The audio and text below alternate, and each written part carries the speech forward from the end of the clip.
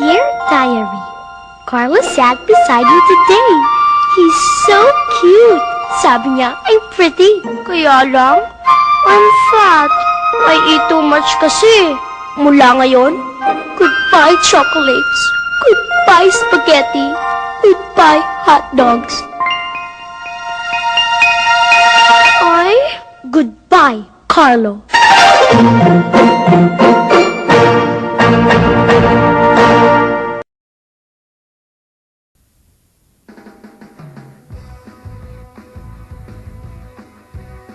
At tayo po ay nagbabalik sa programang Nasaan si Margarito? Patuloy pa rin ang paghahanap ni na Chinchan, Eyus, Lorena at Mundeng sa pinakamamahal nilang kaibigang si Margarito. Big Brother? Chinchan, ikaw ba yan?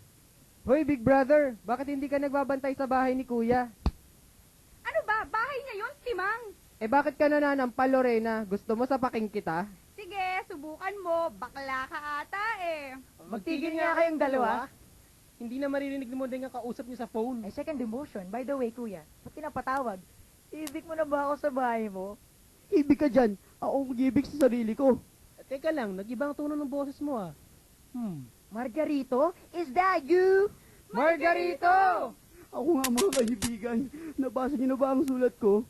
Babasahin na sana ni Munding. Pero napakanta sila sa first few paragraphs of your friendly letter. Therefore, we were carried away by our emotions not because of the content. It's because of the song. Sino ba kasi may sabing magandang pang-intro ang kanta sa mga friendly letter? Hindi friendly letter yan. Hulaan ko. Enemy letter? Mali, song hits yan.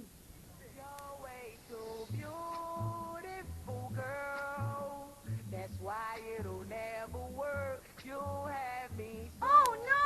O bakit, Lorena? Chinchan, nararamdaman ko magpapakamatay si Margarito. What? Ayoko na talaga mga kaibigan.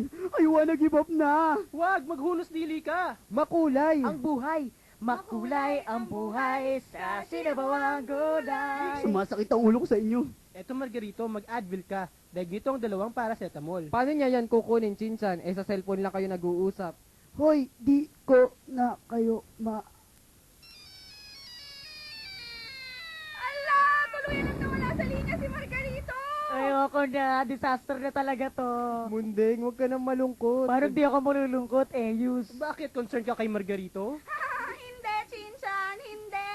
Hindi tayo concerned sa kalagayan ni Margarito. Kaya nga mabaliw-baliw na tayo rito eh. Teka, nasa nasulat? Eh, di ba hawak mo kanina, Mundeng? Naman no, yun na nga lang ang tangi nating pag-asa para matunto ng kinaroroonan ni Margarito. Ito lang pala, nasa bulsa ko. Aray, ba't mahilig mo manampal ha, Lorena? Inaalok ko lang ang utak mo, Mundeng. Baka sinawala sa ayos eh. Akin na nga yung sulat. 2 letters? Anong ibig sabihin nito? Pagkatapos ng song intro, 2 alphabets lang ang nakalagay sa sulat. Anong klaseng writer yan ha, Chinchan? Intindihin nyo na lang. Formalist si Margarito. Formalist? Di ba yan yung basta may sukat at tugma ang sinulat mo at maganda sa pandinig tula ng maituturing ang akda mo? Baka fan siya ni Jacques Derrida. Hindi, ni Roland Barthes. Sino nga ba ang tunay na may-ari ng reader-response theory? Who cares? The birth of the reader is the death of the author. Chinchan, ikaw na lang hindi ko nadadagukan. Gusto mo sumunod sa yapak ni Mundeng at Eyun? Lorena, What? alalahanin mo ang sinabi ni Galileo Zafra tungkol sa Ang mambabasa bilang manlilikha ng teksto. Sorry, hinimatay ako nang ituro niya yon. Wala kang kwentang estudyante, pumasok ka pa. Sayang pinapambaon sa'yo ng mga magulang mo araw-araw. Eyus, masyado ka namang mapanlait. Siguro naman, hindi naman lumilipad ang utak ni Lorena sa klase sa lahat ng oras. Alam ko meron niyang paboritong author. Hulaan niyo kung sino. Si Rene Villanueva? Michael Andrada?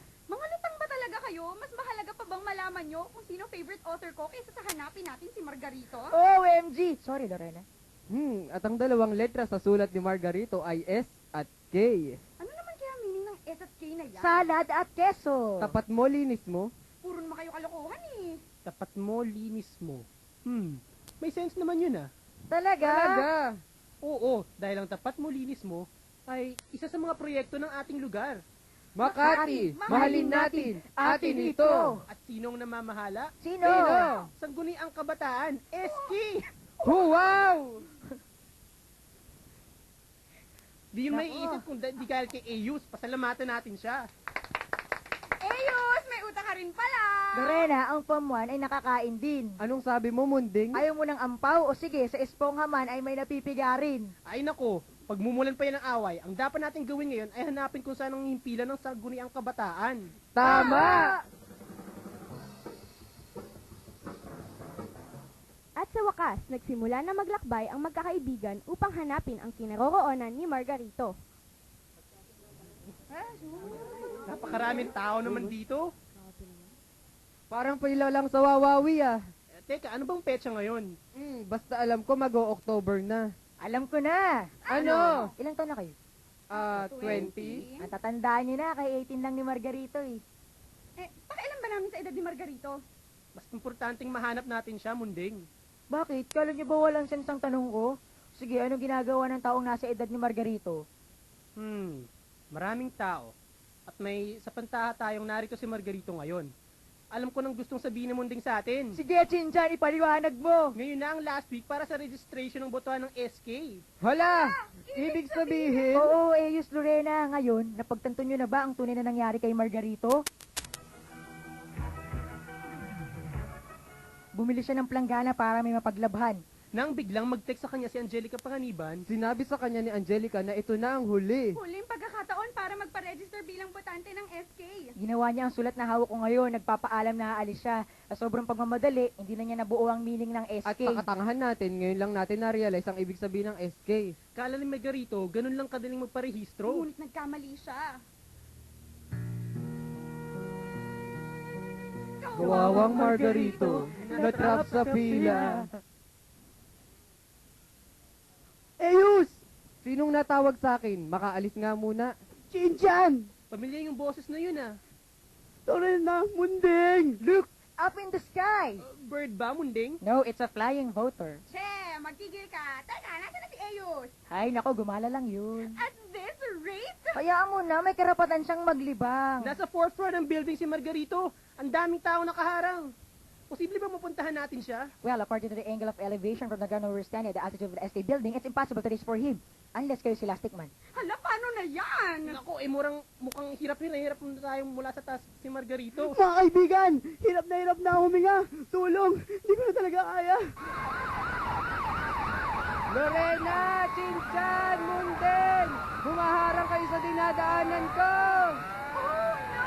Totoo ba to? Si Ayos ang nagmamaneho ng fire truck.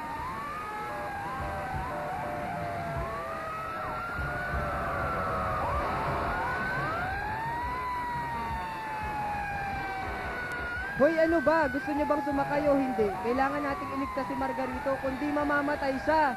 Let's vote in! Narito na kami, Margarito! Dali, hindi na ako banya. Tumapa ka na sa paa ko, Margarito! Kumawa ka sa kaliwang kamay ko, Margarito! Margarito!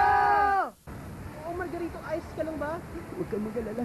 Chinchan, mabuti naman ako. Salamat sa pagliligtas niyo sa akin, mga kaibigan. Utang ko sa inyo ang buhay ko. Sa susunod kasi, magpaalam ka kung gusto mo bumoto sa SK, di ba? Pasensya na.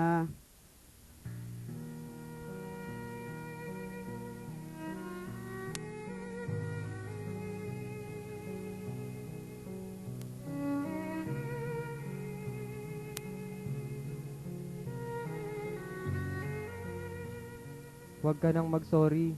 Ang mahalaga, ligtas ka na sa anumang kapahamakan.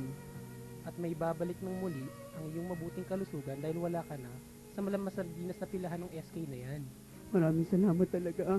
Teka, paano yung mga nabangga ng truck ni Eyus? Ako na lang ang haharap sa presinto. Hindi pwede. Kung nasa ng isa, doroon din ang natitira. Ay, may ganun? Papresi-presinto ba kayong nalalaman? Aanin natin ang kulungan kung pwede naman natin takasan, di ba, Margarito? Lorena, may point ka. O ano bang iniintay natin? Ano ba? Tara na! Talaga? O Margarito, ayos ka ba? Talaga, oo, okay lang ako.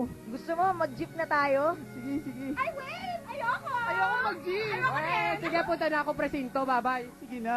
Come on! Sige na. Iwanan mo muna yung fire truck diyan kasya sa jeep. Oo nga, saan pa dinampot yan? Oo, sige. Tara Ba't na. pa kasing registration dito sa Makati, nasa fire station? Kasalanan mo to, Margarito. Ang mga bangkay na nasagasaan, nandun pa! Sorry na po, mga kaibigan. Pakitago, pakitago! naging mapayapa na nga ang buhay ng magkaibigan. Nailigtas si Margarito mula sa bingit ng kamatayan. Samahan niyo po kami muli bukas sa panibagong kwento ng mga kabataan.